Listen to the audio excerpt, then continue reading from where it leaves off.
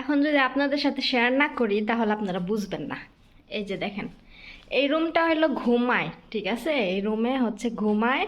তো নিচে আমি তো ওগুলো বিছাই দেই, এটা আপনারা এর আগের ভিডিওতে দেখছেন যে কীভাবে এরা ঘুমায়। তো এই রুমটার ভিতরে সারা দিন বসে থাকবো ড্রয়িং রুমে। মাগরিবের নামাজ পড়ে এই রুমে আসবো, খাবার নিয়ে আসবো তাও। আর এখানকার পোলাপান তো মনে করেন সুন্দর মতো খায় না, ওরা অর্ধেক খাইবো অর্ধেক ফালাইবো। তো এই যে বিছানা কইরা যে দে ফোমগুলা যে বিছায় দেয় ফ্লোরের মধ্যে সবার একটা কইরা, এইখানে বৈশা বৈশা এই কম্বলের উপরে, ওই বিছানার উপরে বসে বসে ওরা নাস্তা করে, রাতের খাবার খায়। খাইয়াই দেখেন, কালকে হচ্ছে ডালের বড়া দিয়ে স্যান্ডউইচ কিনে নিয়ে আসছে। এই দেখেন ডাল, দেখছেন? এই ডাল পুরাটা পাটির মধ্যে, এই যে ডাল ডাল তারপরে যে স্যান্ডউইচ খায় যে কাগজগুলা পেঁচায় দেয় স্যান্ডউইচ, তো কাগজগুলাই দেখেন ফালাই রাখছে। তারপরে এই দেখেন, এই যে ফালাই রাখছে। আর পুরাটা পাটির মধ্যে তো মনে করেন যে ডাল। এখন হইলো বিকেল, আমি সকালবেলা ঘর পরিষ্কার করতে পারি না। এই দেখেন বাথরুমের কোনা পর্যন্ত এই যে ডালের বড়া জুড়ি, ঠিক আছে? ডালের বড়া ফালাইছে। তো আমি সকালে আজকে ঘর গুছাই নাই, কারণ আমার ম্যাডামের জামাই রুমে ঘুমাইছিল। হ্যাঁ দুপুরবেলা ঘুম থেকে উঠছে, ওই সময় আবার হ্যাঁ ওঠার পরে ম্যাডাম ঘুমাইছে, এই রুমে আমি আসতে পারি নাই। তো এখন হয়েছে বিকাল 4টা বাজে, ওনারা সবাই বাহিরে গেছে, আমি আর ফয়সাল বাসায় আছি। তো রুমটা পরিষ্কার করতে আইছি। এখন দেখি যে এই ফরাসগুলো, এই ফোমগুলো উঠাইছি, উঠানোর পরে দেখি এই অবস্থা রুমের।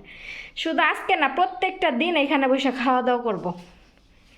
সারা দিন মনে করেন যে এই রুমে বসে থাকবো, সারা দিন এই রুমে বসে থাকবো। তারপরে সন্ধ্যাটা হইলেই মাগরিবের নামাজ পড়ে যাবো ওই রুমে, ওইখানে বসে বসে খাওয়া দাওয়া করবো, পোলাপানে ফালাইবো। ওই ময়লার ভিতরে আবার আমার ম্যাডামে সারা রাত ঘুমায় থাকবো, ঠিক আছে? তো এই হইলো অবস্থা। দেখেন ওরা যে কত পরিষ্কার, আপনারা নিজের চোখেই দেখেন। এই ময়লার মধ্যে আমার ম্যাডাম কেমনে সারা রাত ঘুমাইছিল। হ্যাঁ, আর কি একটু স্পিস লাগলো না?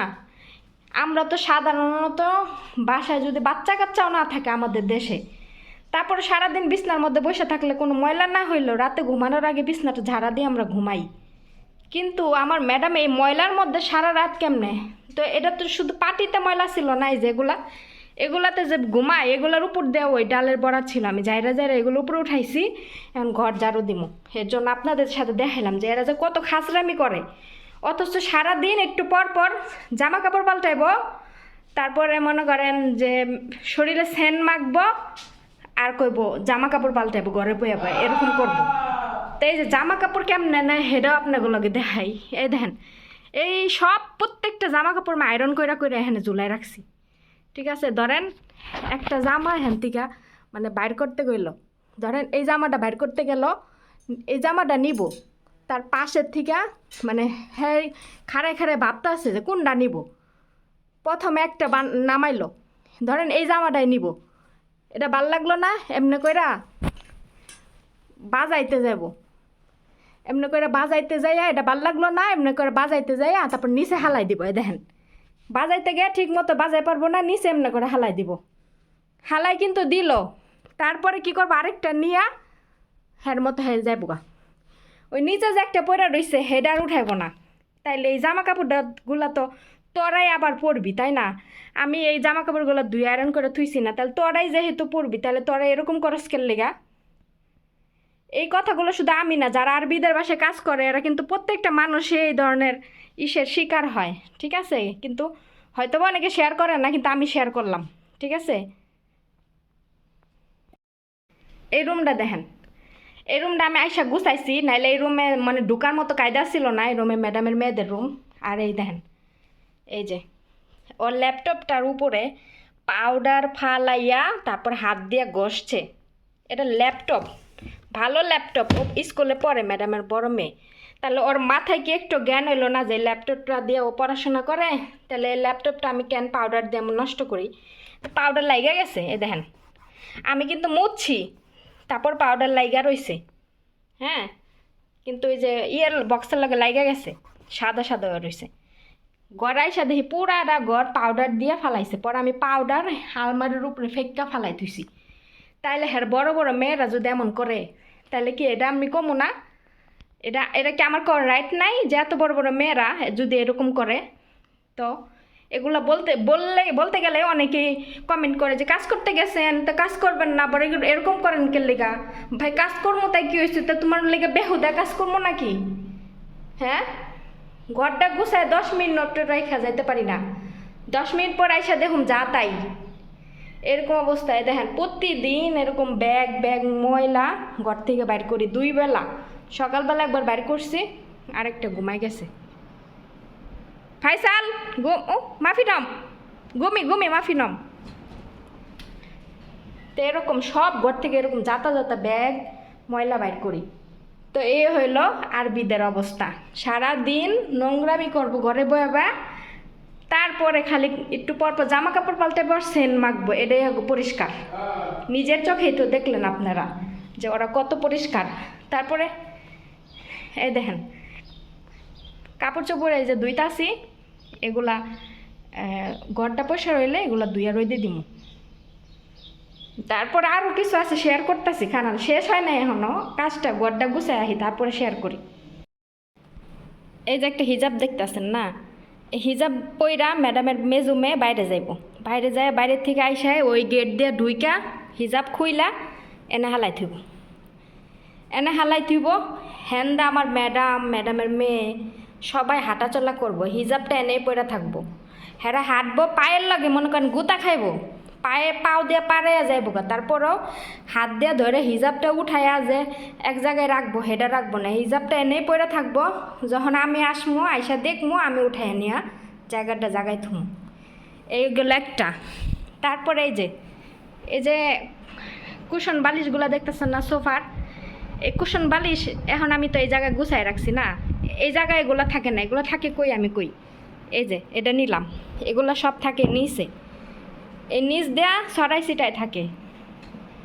ম্যাডামে হেন্দা হাঁটবো, সবাই হাঁটাচলা করবো, পাও দিয়ে পাড়াইবো, লাইতাইবো, গুতাইবো, তারপরও এইগুলারে হাত দেয়া তুইলা এনে রাখবো না। মানুষের যে সৌন্দর্য থাকে একটা জিনিস, আমার ম্যাডামে যে এনে যে বয়ে থাকে একটা সৌন্দর্য যে থাকে ঘরের, যে আমি এই জায়গায় সারাদিন বসে থাকি, ঘরের একটা সৌন্দর্য আছে যে ও কত সুন্দর করে ঘরটা গুছাই দিয়া যায়, সেইটা বোঝে না। ওই নোংরার ভিতরে ময়লার ভিতরে এইখানে বসে থাকবো।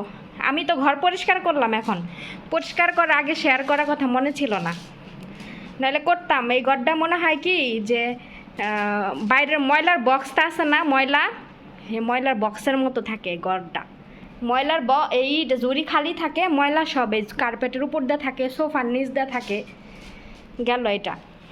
তারপরে ধরেন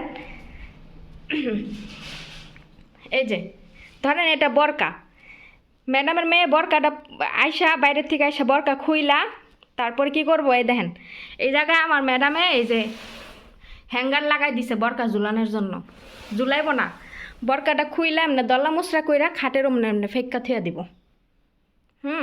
যখন এমনি করে পড়ে থাকবো, ওরা এনে ঘুমাইব, কম্বলের লাগে বরকাটা জড়াইয়া থাকবো, তারপরে সরাইব না, সারা রাত ঘুমাবো। সকালবেলা উঠা দেখে আমি বরকা কম্বলের লগে ওরা বরকা নিয়ে ঘুমাইছে, দেহা আমি অনেক থুয়া দিই।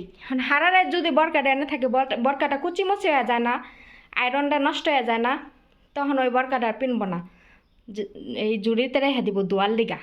মানে বরকা পিন্দা বাইরে যায় আসে খুইলা না ফালাই থয়, তারপরে থুয়া দেয় জুড়িতে। তাহলে এই কাজকর্ম করে। আমি বলি না, আমি কখনোই বলি না যে আমার ম্যাডাম এই দেখেন হিজাবের এনে সব হিজাব রাখে, ঠিক আছে, তা আমি এগুলো সুন্দর মতো গুছাই দেই, ওরা আবার নষ্ট করে ফেলায়, লাভ নাই। তো আমার ম্যাডাম আলহামদুলিল্লাহ সবার বাসা ম্যাডামের থেকে আমার ম্যাডাম অনেক ভালো, আমি এটা ম্যাডামের প্রশংসা করি। কিন্তু মাঝে মাঝে যেই কাজ আমার একটা বিষয়ে দুঃখ লাগে যে আমার ম্যাডাম বাচ্চাদের শিক্ষা দেয় না। একটা বাচ্চাদের যে শিক্ষা, একটা শিক্ষা আছে যে স্কুলে পড়াশোনার পরবর্তীতে বাবা মা যে একটা শিক্ষা দেয় বাসার ভিতরে, ওই শিক্ষাটা ওনারা দেয় নাই, এই জন্য এরকম করে। তো আমার এই জিনিসটা খুব খারাপ লাগে যে হ্যাঁ, এত বড় বড় পোলাপান যদি এগুলা করে তাইলে কেমন লাগে? তাহলে আমি বলবো না দুই এক কথা?